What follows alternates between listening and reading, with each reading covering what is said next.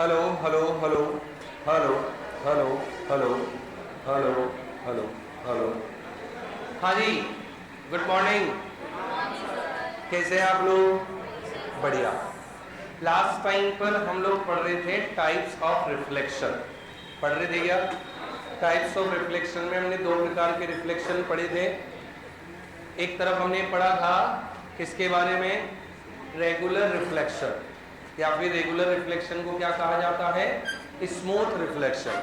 और एक हमने पढ़ा था डिफ्यूज। ठीक है।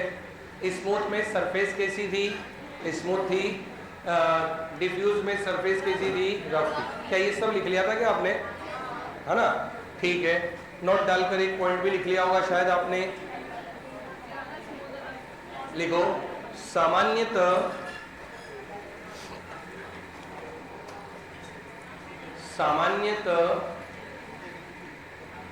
सभी वस्तुएं, normally all objects are visible by diffused reflection. हाँ, इंग्लिश में अभी रुको।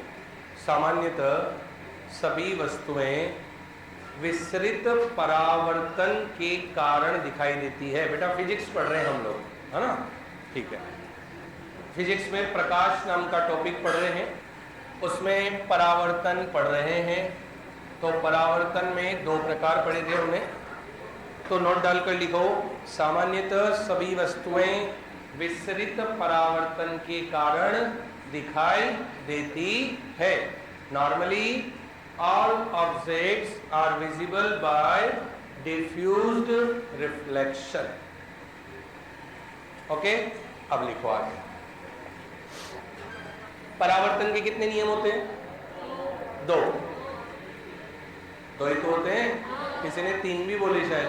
हाँ, एक आध तूने बनाया होगा। दो ही है ना? चलो, कौन कौन सा?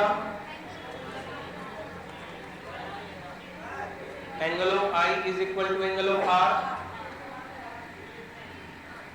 हाँ जी, रिपीट करूं? क्या रिपीट करूं? जो लाइन लिखाई, सामान्यतः सभी वस्तुएं विसरित परावर्तन के कारण दिखाई देती है। Normally all objects are visible by diffused reflection. अब गलती से कोई दोबारा मत पूछ देना तो भला दूंगा मैं क्लास से। एक तो हमने पढ़ा था angle of I is equal to angle of R, और सेकंड हमने पढ़ा था incident ray, normal and reflected ray. तीनों के तीनों ही सेम प्लेन में होंगे। क्लियर? तो मैंने एक बात और कल ही बताई थी आपको कि ये दोनों नियम रेगुलर रिफ्लेक्शन में भी काम करते हैं और डिफ्यूज में भी काम करते। लगता तो ऐसा ही है कि डिफ्यूज में काम नहीं करेंगे, पर डिफ्यूज में भी करेंगे। और लिख लो ये बात, परावर्तन के नियम दोनों प्रकार के परावर्तन में लागू होते हैं।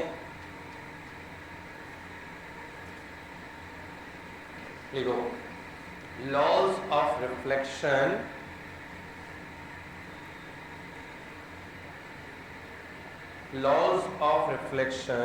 फॉलो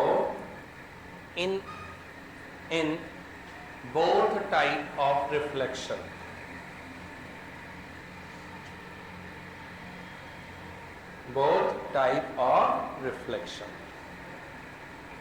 ठीक है साहब, काफी कुछ पढ़ लिया हमने रिफ्लेक्शन के बारे में।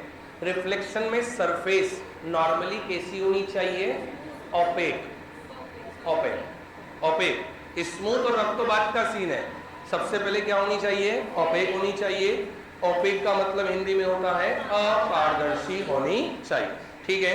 फिर हमने दो टाइप पढ़े, एक स्मूथ और एक रेगुलर। उससे पहले हमने पूरा चित्र बनाया था, कैसे लाइट आई, कैसे गई। फिर मैंने एक चीज और लिखाई थी कि दुनिया में हमें जितनी भी वास्तविक चीजें दिख रही है, वो सारी चीजें किसकी वजह से दिख रही है? परावर्तन के कारण। एक और बात मैंने शायद लिखाई नहीं होगी पर बता दी थी, जितने भी कृत्रिम रंग होते हैं,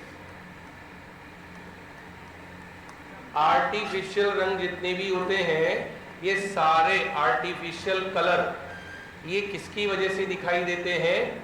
रिफ्लेक्शन की वजह से। ये भी ध्यान रखना, कहीं लिख लो लाल लाइन के ऊपर, देखो all artificial colours, all artificial colors are visible by the reflection of light। देखो सभी कृत्रिम रंग प्रकाश के परावर्तन के कारण दिखाई देते हैं, प्रकाश के परावर्तन के कारण दिखाई देते हैं। ठीक है क्या? अब हम लास्ट स्टेज पर पहुंच चुके हैं रिफ्लेक्शन की। रिफ्लेक्शन की जो घटना है, रिफ्लेक्शन की जो घटना है, इस घटना के अंदर हम कुछ चीजें पढ़ने वाले हैं। जैसे रिफ्लेक्शन जो होता है, ये रिफ्लेक्शन की घटना किसके अंदर होती है? मिरर के अंदर। मिरर बोले तो दर्पण, मिरर बोले तो दर्पण। दर्पण जो है एक ओपेक सरफेस है, और उस ओपेक सरफेस से क्या होता है? रिफ्लेक्शन होता है। हम किसी मिरर के सामने खड़े हैं, हम किसी मिरर के सामने खड़े हैं, तो क्या होता है? कोई लाइट सोर्स हमारे ऊपर टकराया, टकराकर उसकी लाइट किस पर गिरी? मिरर पर, और उस मिरर ने हमारा क्या बना दिया? इमेज बना दिया उस मिरर के अंदर। अब कल मेरे पास एक तो इसका क्वेश्चन आया था कि पेरिस्कोप क्या है और पेरिस्कोप प्रकाश की किस घटना पर कार्य करता है। पेरिस्कोप का मतलब हिंदी में होता है परिदर्शी, और परिदर्शी क्या होता है? इसे कहते हैं सेल्फी कैमरा। सेल्फी कैमरे का मतलब समझना, जैसे मान लीजिए आपने एक चीज देखी होगी कि जो इंसान सेल्फी लेता है उसका फोटो कभी भी बढ़िया नहीं आता,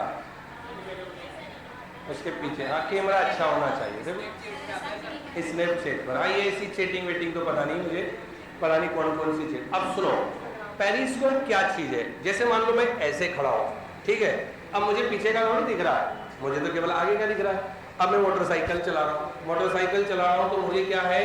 पीछे वाले व्यक्ति को देख रहा है, तो आपने देखा होगा बगल में क्या आता है? साइड मिरर आता है। सेम उसी प्रकार से जो समुद्री विमान होते हैं, समुद्री विमान, सबमरीन, पनडुब्बी जो होती है, उन पनडुब्बी के अंदर मिरर का एक कॉम्बिनेशन होता है। कहाँ है?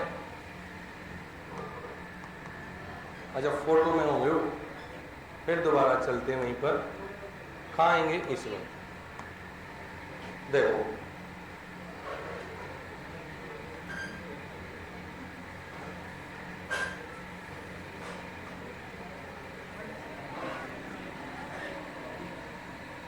ठीक है, थोड़ा फोटो थोड़ा ऐसा ही है, कोई बात नहीं, समझना है। पेन पे क्लिक कर दो, हाँ पेन पे। अब इधर ध्यान दो सभी। सबमरीन जो होती है ना, सबमरीन, सबमरीन के अंदर क्या होना है? एक ऐसा सिस्टम बनाया जाता है जिसके अंदर पीछे से आने वाले किसी भी लड़ाकू विमान के बारे में पता लगाया जाए। तो मैंने क्या किया? उसमें एक सेल्फी कैमरा लगा दिया, ये सेल्फी कैमरा लगा दिया। तो मैं तो केवल इसके अंदर देखूंगा। अब जैसे मैं आपका फोटो ले रहा हूं, तो मैं इधर देख रहा हूं, हे भगवान, ये लो। अब सुनो, देखो कैमरा बहुत नादान है ये। और अब जैसे मैंने फोटो लिया, अब एक बात सुनो, मैं तो इधर देख रहा हूं, अरे क्लिक करूंगा मैं, रुको जरा सबर करो, मैं तेरा खींच लेता हूं मैं फोटो ले रहा। अरे यार, अब मैं जैसे फोटो ले रहा हूं, मैं इधर देख रहा हूं, लेकिन मुझे ये पता चल गया क्या कि पीछे वाले बच्चे जो है वो क्या कर रहे हैं। समझ में आ गया? मैं तो इधर देख रहा हूं, मैं इधर देख रहा हूं, हाँ। अच्छा, मैंने आगे देखा लेकिन मुझे पीछे वालों का पता चल गया। ऐसा किसमें लगाया जाता है? सबमरीन। सबमरीन के अंदर दो मिरर को आपस में 45 डिग्री पर इस प्रकार समायोजित किया जाता है, इस प्रकार उन्हें बैलेंस किया जाता है कि सामने से कोई वस्तु आएगी, उसका इमेज बनेगा यहां, ये टकराएगा यहां और ये गिरेगा इसकी। हाँ, क्योंकि ये आदमी बार बार बाहर निकलकर झांक कर थोड़ी देखेगा, ये तो आदमी अंदर बैठा है, तो बाहर से। अब बाहर से कैसे आएगा, इसके लिए भी एक और डायग्राम है। कहां गया? अब ये धीरे धीरे ये सतुना बैठता, देखो इनका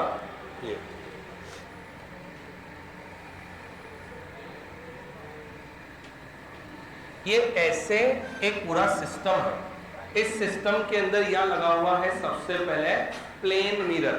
क्या लगा हुआ है? प्लेन मिरर लगा हुआ है। इस प्लेन मिरर के माध्यम से, इस प्लेन मिरर के माध्यम से पीछे से कोई आया, उसको यहां पर क्या मिलेगा? इमेज। फिर इसके बाद इस पाइप के अंदर वो इमेज होती हुई उस जो भी व्यक्ति उसको चला रहा होगा, जो भी सैनिक उसके अंदर बैठा होगा, उसके सामने, सामने मतलब कहां पर, कहां गया वो? ये रहा, उसके सामने, कहां? ये रहा, उसके सामने। ये भी आपत्ति है यार, एक बोल, इसको छोटा कर दो। अरे कोई बात नहीं, धीरे धीरे सतुना मिला दो। अरे ठीक है, मेरे को जितना आता है मैं चला लेता हूँ। ठीक, तो ये क्या हुआ साहब, समझ में आ गई कि आपको पूरी स्थिति? इसको क्या कहते हैं? पेरिस्कोप। पेरिस्कोप मतलब परी, परी मतलब दूर। एक तो दूरदर्शी होता है, दूरदर्शी को क्या कहते हैं इंग्लिश में? टेलीस्कोप। वो मिरर से नहीं बनता है, वो लेंस से बनता है। किससे बनता है? लेंस से। और यहाँ पर जो ये पेरिस्कोप बनाया जाता है, ये किससे बनाया जाता है? मिरर से। तो आपसे पूछा जाए कि बताओ पेरिस्कोप प्रकाश की किस घटना पर आधारित है, तो हम क्या बता देंगे? रिफ्लेक्शन। ठीक है क्या? एक और औजार होता है जिसका नाम है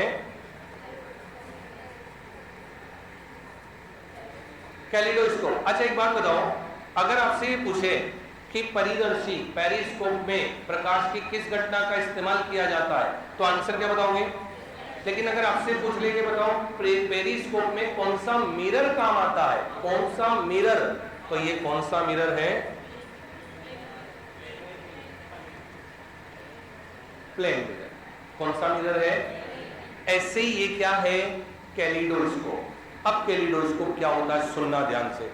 आप में से कितने बच्चे ऐसे हैं जिन्होंने मेले से 10 रुपए वाला ऐसा कैमरा खरीदा जिसमें ऐश्वर्या राय, हेमा मालिनी, शाहरुख खान, देखा है क्या सबने? सबने लगभग देखा होगा। वो तो कैलिडोस्कोप नहीं है, वो तो नॉर्मल कैमरा है, बट कैलिडोस्कोप उसी की तरह का एक आइटम है। कैसा आइटम है? ऐसा आइटम है, देखो।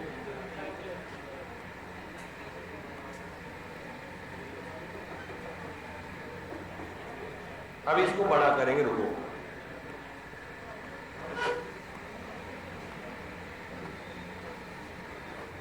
इनको डिलीट कर देते हो।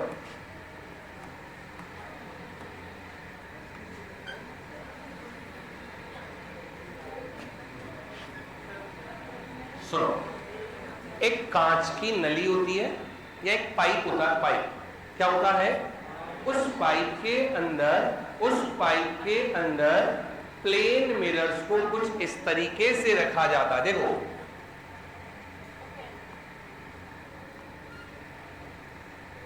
एक, दो, तीन, ये तीन क्या है?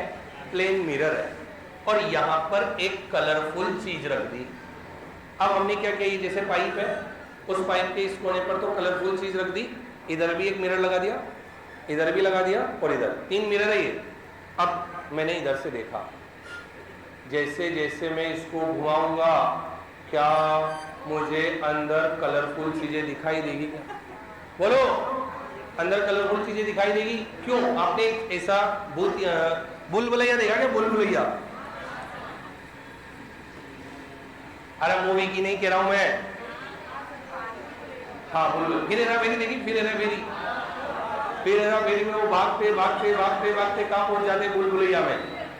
अरे कांच का एक बहुत बड़ा सिस्टम होता है, इधर जाओ फिर माथा फूट जाए, इधर जाओ फिर माथा फूट जाए, लगता है कि हाँ यहाँ रास्ता होगा, लेकिन वहीं पर रास्ता नहीं मिलता।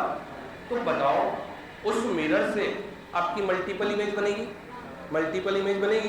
तो यहाँ क्या हुआ, इस कलरफुल चीज का एक इमेज तो इसमें बना, एक इमेज इसमें बना और एक इमेज इसमें बना। फिर ये आपस में भी एक दूसरे में क्या करेंगे, इमेज बनाएंगे। नाई की दुकान पर कौन कौन गया, ब्यूटी पार्लर कौन कौन गया, ये देखो ब्यूटी पार्लर,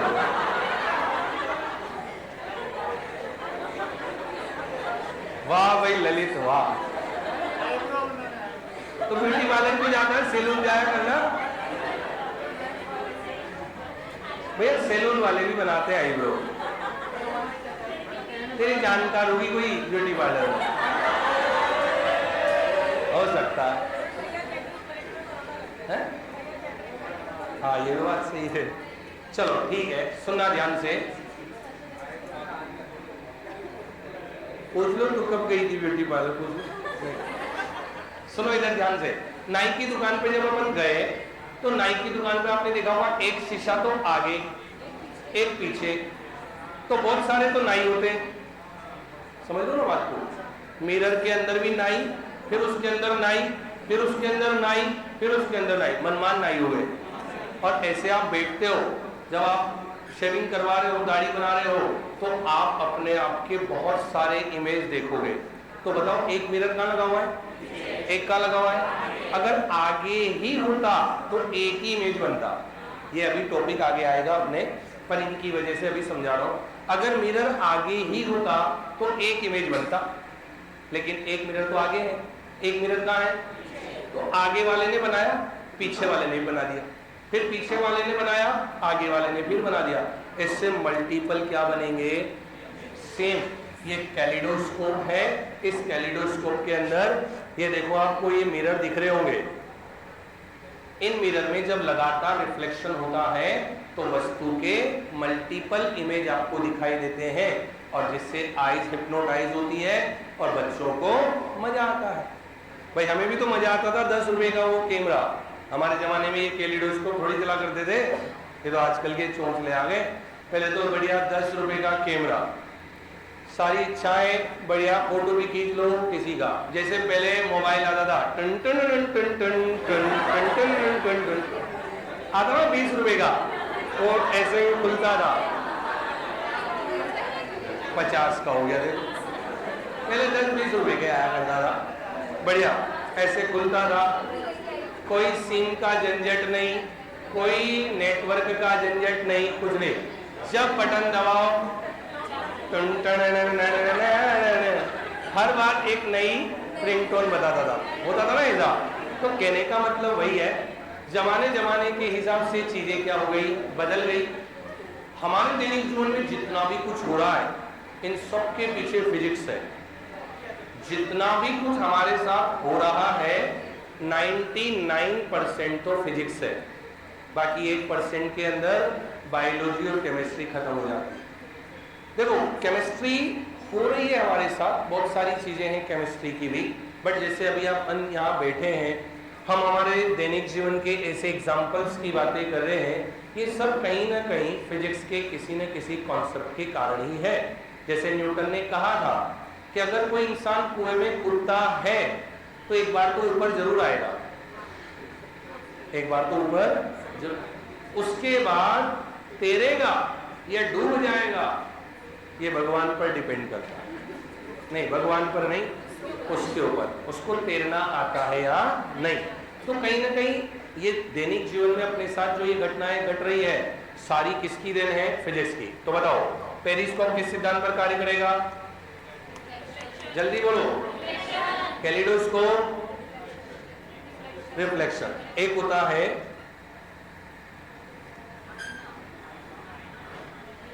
आईना। क्या होता है आईना? मिरर है ना, जो अपना भूत दिखाता है। तो आपसे पूछ लिया जाए कि बताओ शीशा, शीशा, देखो बड़ा रोमांटिक है तू यार। शीशा हो या दिल हो टूट जाता है। देखो सुनो, कहने का मतलब क्या है? शीशा, दर्पण, मिरर। आपसे मुझे बताओ किस सिद्धांत पर कार्य करता है? तीनों बातें याद रखोगे। मिरर किस सिद्धांत पर? Reflection of light. कैलिडोस्कोप किस सिद्धांत पर? पेरिस्कोप किस सिद्धांत पर? नोट डालकर लिख लो तीनों बातें। लिखो mirror, mirror, periscope and kaleidoscope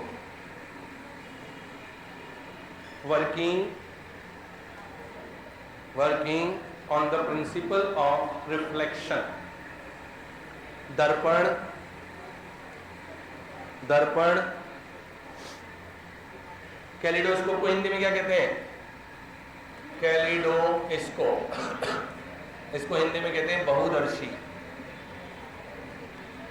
और पेरिस्कोप इसको कहते हैं परिदर्शी, परिदर्शी।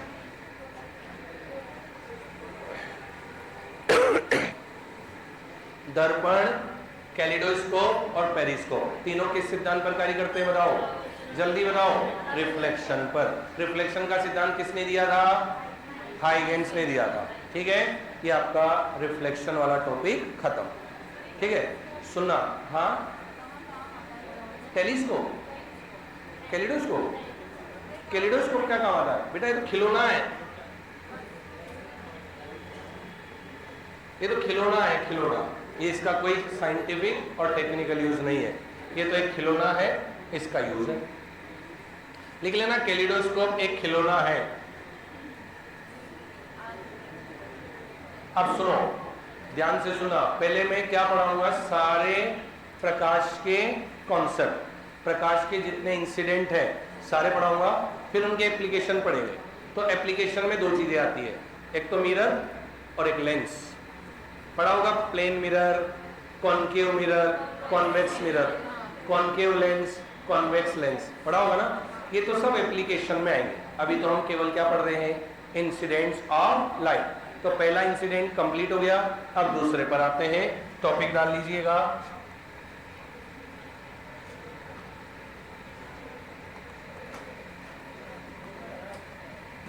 Refraction of light.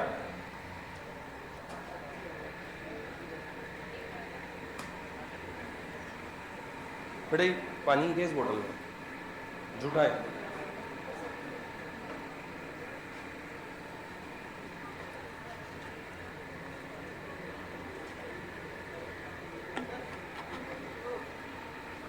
ये लो, thank you. Refraction of light, इसका मतलब क्या होता है? प्रकाश का, सुनिएगा ध्यान से, परावर्तन में सभी घटनाएं सच्ची होती है, अपवर्तन में सारी घटनाएं झूठी होती है। लिख लो। हाँ, मृग मरीचिका, मिराज, मिराज कहते हैं उसको, वो एक झूठी घटना है। मृग मरीचिका का बनना प्रकाश की दो घटनाओं पर आधारित है, एक तो अपवर्तन और एक टोटल इंटरनल रिफ्लेक्शन, प्रकाश का पूर्णांतरिक परावर्तन। वेरी गुड, पढ़ेंगे अभी। प्रकाश का अपवर्तन लिखो, इसमें होने वाली सभी घटनाएं झूठी होती है। ऑल इंसिडेंट्स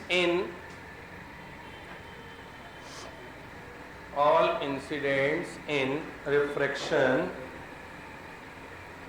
आर इमेजिनरी और फॉल्स।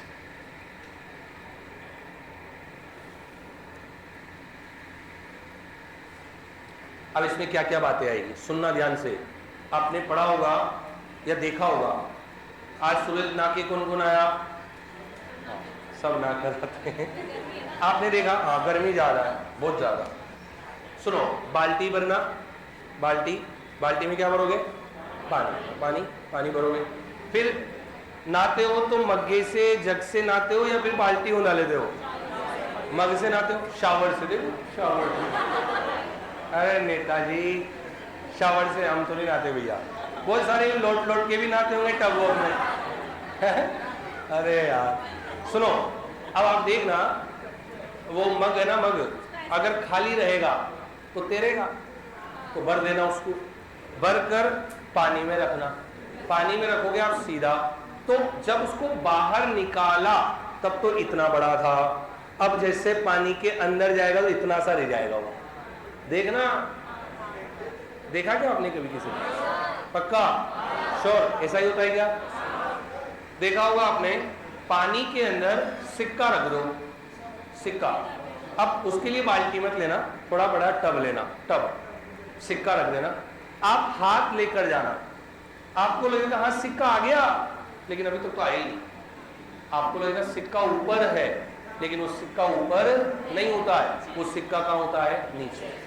बचपन में पढ़ा होगा, पानी में पेंसिल रखी, टूट गई। टूट गई मतलब टेढ़ी हो गई।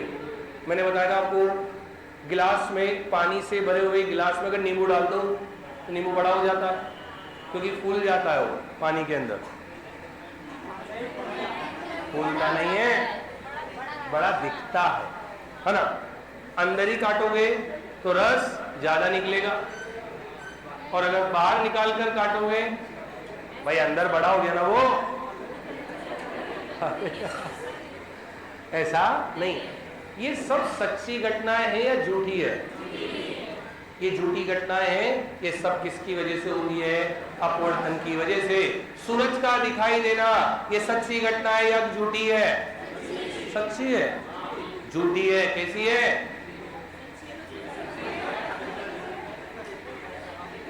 अरे सच्ची घटना है ना, सूरज दिखाई दे रहा है, ये सच्ची घटना है।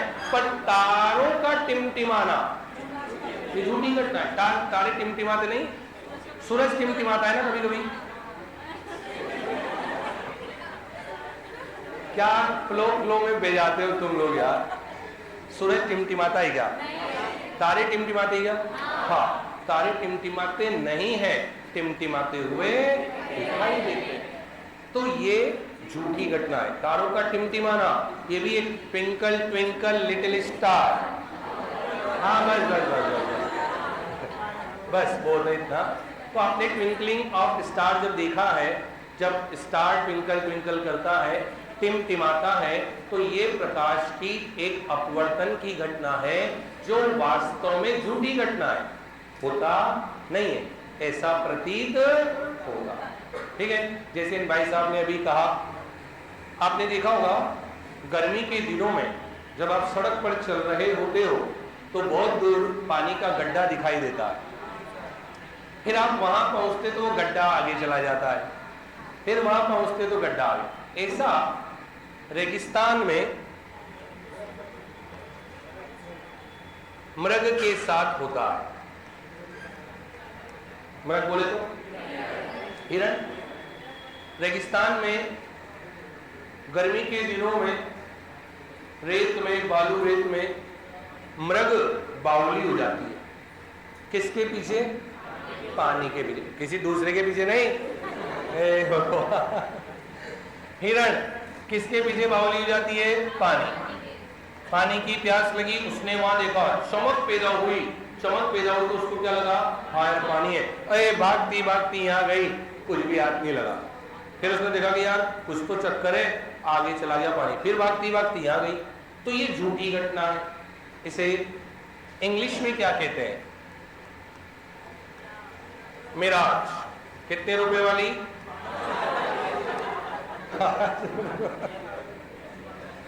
5 रुपए वाली मिराज नहीं, वो 5 रुपए वाली मिराज नहीं, पर इसको कहा मिराज ही जाता है ना। हिंदी में क्या कहते हैं इसको?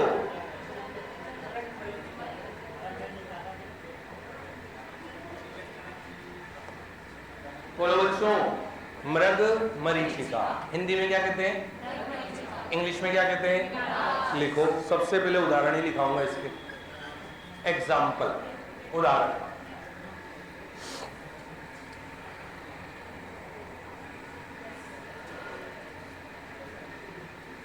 सुन लो एक बात हो, मृग मरीचिका अपवर्तन का उदाहरण तो है ही, लेकिन टोटल इंटरनल रिफ्लेक्शन का भी उदाहरण है। TIR भी होता है। हम अपवर्तन तो केवल इसलिए कहते हैं कि ये काल्पनिक घटना है, इसलिए कहते हैं। बाकी वास्तव में होता तो क्या है इसके अंदर? TIR। तो पहला एग्जांपल लिखो, मृग मरीचिका।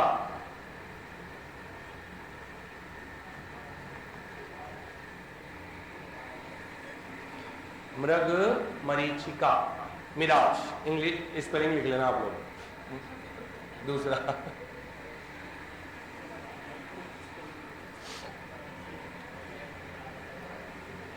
अगला, ट्विंकलिंग ऑफ स्टार, तारों का टिमटिमाना। तारों का टिमटिमाना, तारों का टिमटिमाना लिख लिया, ट्विंकलिंग ऑफ स्टार। ऐसे ही हीरा भी टिमटिमाता है। हीरा भी क्या करता है? तो हीरे का टिमटिमाना क्या होगा? हीरा कभी टिमटिमाता नहीं है, हीरा तो चमकता है। हीरा टिमटिमाता नहीं है, हीरा चमकता है। तो हीरा जब चमकता है तो वो किसके कारण चमकता है?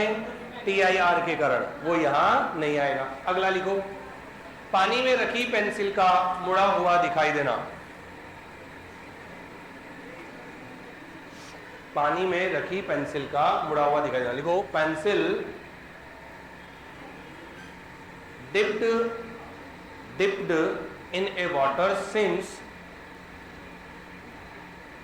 dipped in a water seems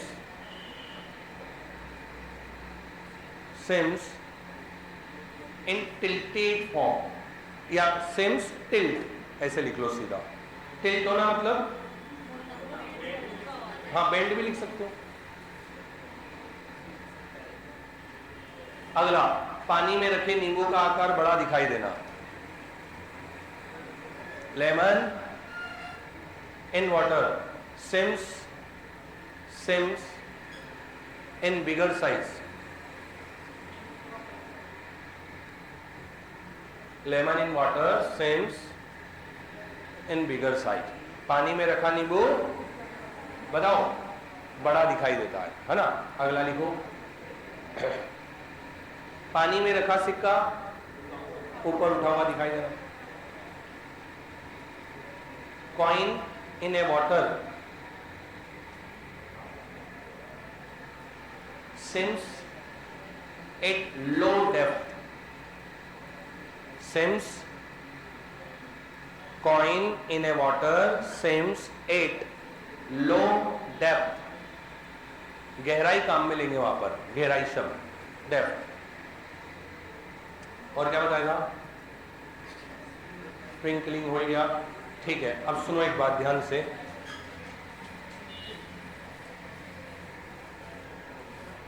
एक एक्सपेरिमेंट किया गया आप लोगों ने, कभी करना, कभी टाइम मिले तो।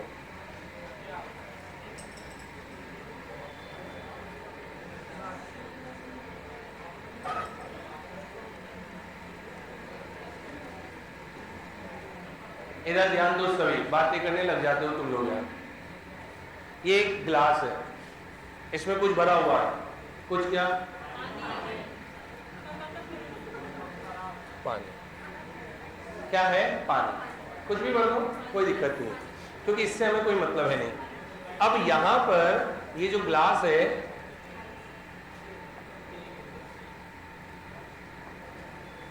इस ग्लास के ऊपर मैंने गत्ता रख दिया। ये ग्लास है, इस ग्लास के ऊपर मैंने गत्ता रख दिया। गत्ता नहीं मिले तो हुकुम का इक्का रख देना। हुकुम का इक्का, अरे ताज का पत्ता रख देना कोई भी, ठीक है। हुकुम का इक्का जानते हो? हाँ, बाकी तुम तो सब जानते हो, 3 पत्ती खेलते हो ना तुम लोग। हाँ सही बात है। सुनो, ये गिलास है, इसके ऊपर मैंने एक कार्ड रखा, गत्ता रखा, और उसके ऊपर रखा 5 का सिक्का। क्या रखा? 5 का सिक्का। अब कैरम कितने बच्चों ने खेला? कैरम सबने खेला। अब सुनना, ये ग्लास,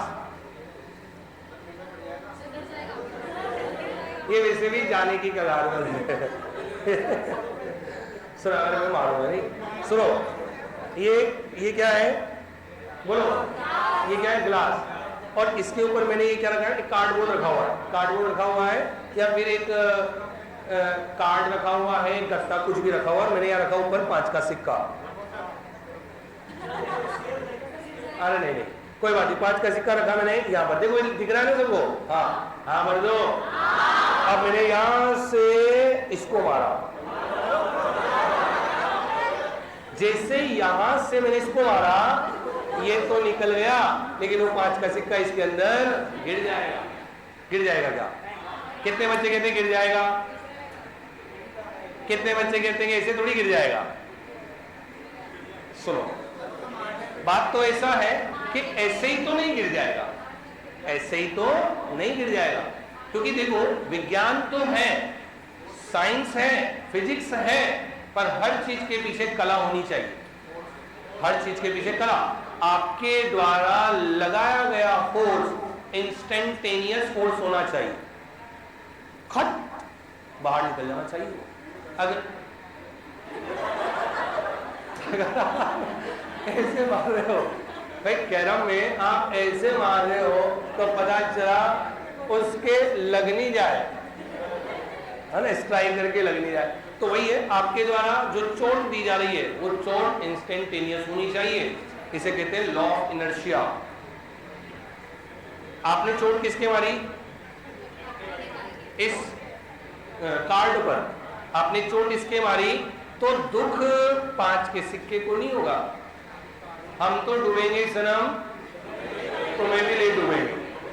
तो ये 5 का सिक्का इसको तो आगे भेज देता है और ये 5 का सिक्का इसमें डूब जाता है। वाह, तेरे सारे दुख दर्द कैसे बयां हो रहे हैं आज? क्या है?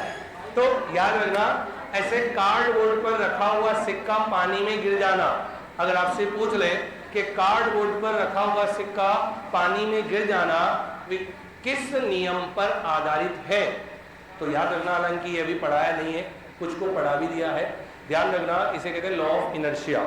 क्या कहते हैं हिंदी में? क्या कहते हैं? जड़त्व का नियम।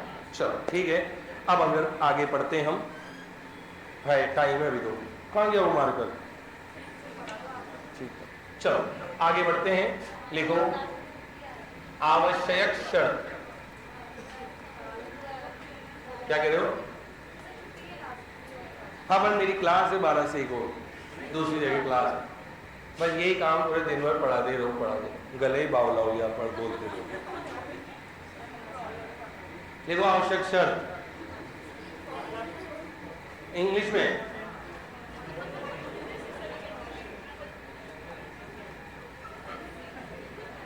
Necessary condition.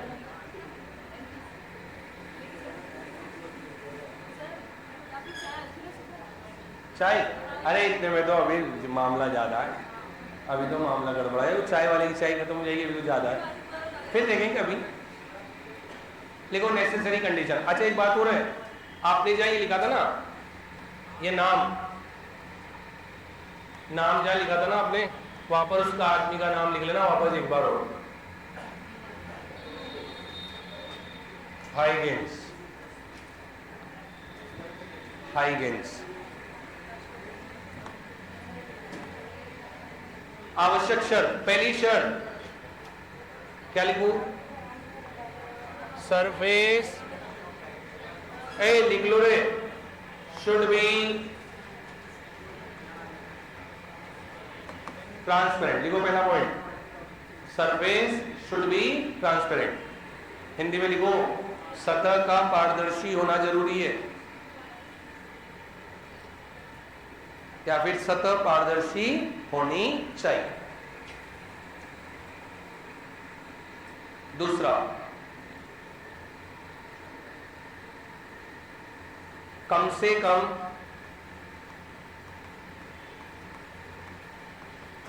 दो माध्यम होना चाहिए।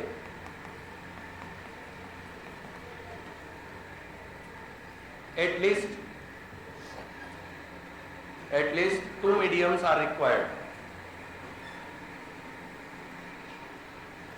At least कम से कम दो माध्यम होना चाहिए। कितने माध्यम होना चाहिए?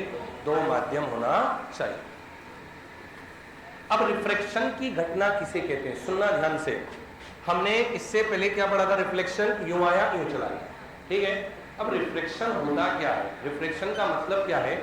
जैसे मान लो कोई भी ट्रांसपेरेंट वस्तु है, कोई बात कल लाऊंगा, कोई भी ट्रांसपेरेंट वस्तु है, ट्रांसपेरेंट वस्तु पर जब प्रकाश गिरेगा तो उसके अंदर भी जाएगा, उसके अंदर भी जाएगा, उसके अंदर जाएगा। तो जैसे मान लो कि ये पानी है, ये पानी है, प्रकाश यहाँ गिरेगा, यहाँ गिरेगा तो प्रकाश इसके अंदर भी तो जाएगा। बोलो जाएगा क्या? बोलो जाएगा क्या? पक्का जाएगा क्या? अब एक बात बताओ कि एक मीडियम तो ये है और एक मीडियम ये है। अगर यहाँ पर वायु है और यहाँ पर जल है तो बताओ दो अलग अलग मीडियम हो गए क्या? हो गए क्या? पक्का? श्योर। वायु में प्रकाश की चाल अलग होती है, बोलो, वायु में प्रकाश की चाल अलग होती है और जल में प्रकाश की चाल अलग होती है। जैसे यहां पर कितनी होती है और वाटर में कितनी होती है? पक्का? अब सुने, ध्यान से सुने। अगर मान लो आप कहीं दौड़ रहे हो, कहीं भी दौड़ रहे हो, आप दौड़ रहे हो, जब तक आपके रास्ते में कोई ऑब्स्टिकल नहीं आता है तब तक आप अपनी डायरेक्शन चेंज नहीं करोगे। जैसे ही आप दौड़ रहे हो, रास्ते में कोई ऑब्स्टिकल आया तो आपको आपकी दिशा क्या करनी पड़ेगी? चेंज। जब दिशा में परिवर्तन होता है तो स्पीड में चेंज आ जाता है। स्पीड में क्या आ जाता है? दो गाड़ी आपस में टकरा गई, एक गाड़ी इधर से आई, एक गाड़ी इधर से आई, दोनों आपस में टकरा गई। आफ्टर कोलिजन उनकी वेलोसिटी में चेंज आ जाएगा। पक्का आएगा क्या? होता ही है यार, ऑब्वियस बात है। आप सीधे जा रहे हो, यहाँ कोई आया, आपको यूं मुड़ना पड़ा। अब मुड़ने के लिए आपको क्या करना पड़ेगा? आपकी स्पीड क्या करनी पड़ेगी? चेंज। तो ये जो रिफ्लेक्टर होता है ना, इस रिफ्लेक्टर पर क्या होता है? लाइट की स्पीड जो होती है वो चेंज हो जाती है। लाइट की स्पीड चेंज होने की वजह से इस मीडियम पर, इस मीडियम की सरफेस पर ये लाइट वेव जो होती है ये अपने ओरिजिन पाथ से डाइवर्ट हो जाती है। इसी घटना को क्या कहा जाता है? Refraction of light. इसका मतलब क्या है? किसी प्रकाश की किरण का एक माध्यम से दूसरे माध्यम में प्रवेश करने पर अपने मूल मार्ग से विचलित हो जाना प्रकाश का अपवर्तन कहलाता है। लिखो, बस ये लास्ट लाइन लिख लो। when a light beam enters into a medium from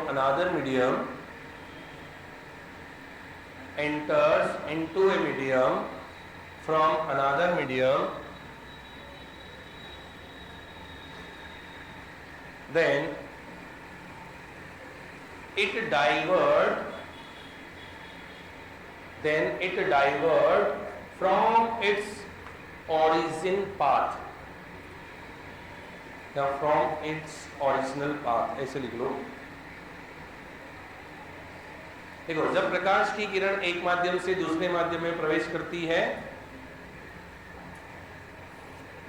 जब प्रकाश की किरण एक माध्यम से दूसरे माध्यम में प्रवेश करती है तो वह अपने मूल मार्ग से विचलित हो जाती है, तो वह अपने मूल मार्ग से विचलित हो जाती है।